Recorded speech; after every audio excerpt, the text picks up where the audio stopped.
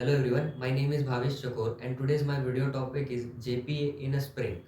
This JPA stands for the Java Persistent API. Any web application or enterprise application, it's mainly based on the information like Facebook, WhatsApp, Google or Gmail. The core of this website is the data. So this website is works on the data. If the data is so much important, then there must be the data processing.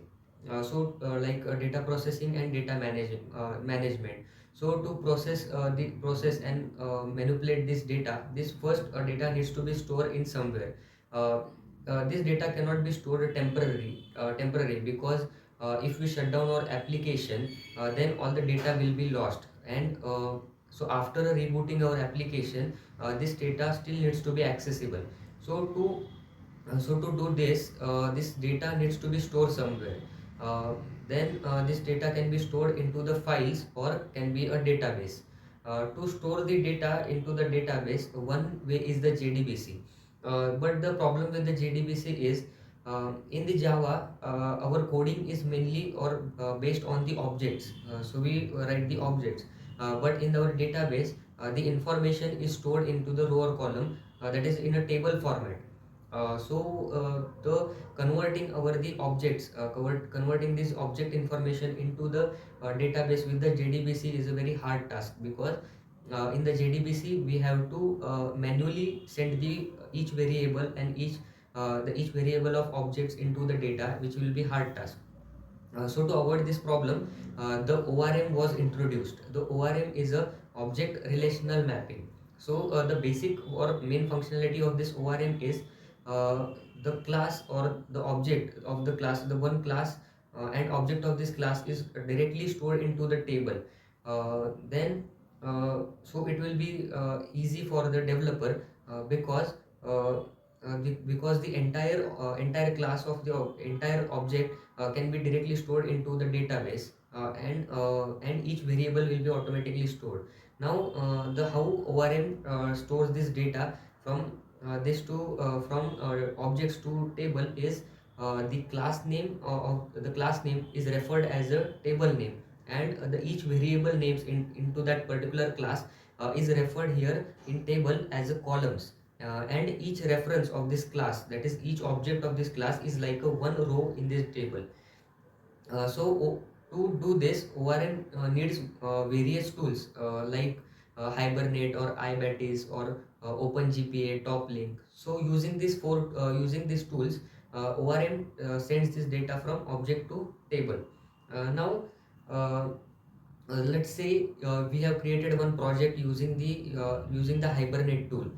Then after some time, if we want to move our project from one technology, one tool to another, let's say from Hibernate to iBatis, and if our project is entirely based on the Hibernate, then it will be a problem, because we need to change entire project methods from Hibernate to iBatis. So to avoid this problem, Sun Microsystem invented and introduced the JPA.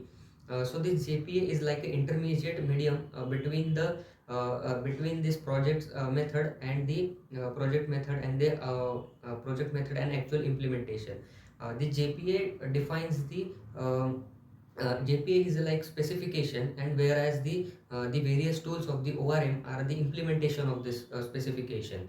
So in the future, even if we want to switch between the various tools, we are only changing the implementation part, and actual specification of that particular object is still the same. So if our project is based on the JPA, then we can easily switch between the uh, multiple uh, multiple tools. Now if we say, why if we based our project completely on a JPA and we did not mention involve any of the tool, then the problem is, the JPM is not an implementation, it is only a specification. That's why we will need at least one tool from the ORM.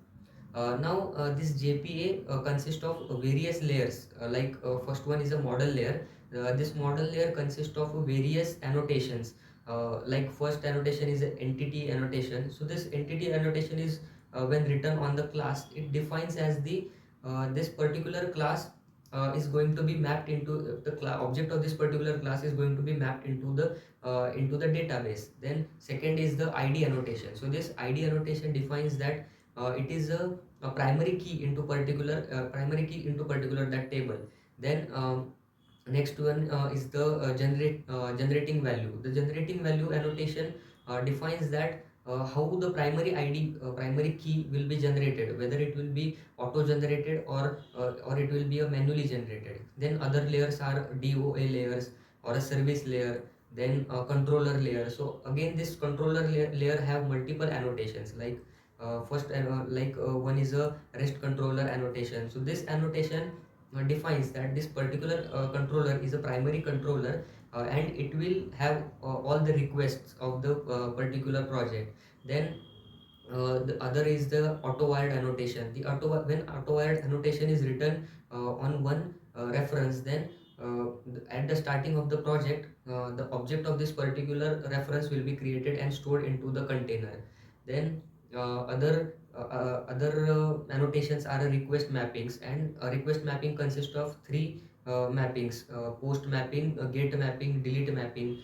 And in similar way, the JPA or the controller layer have various annotations, and that's it with the JPA in a sprint. Thank you.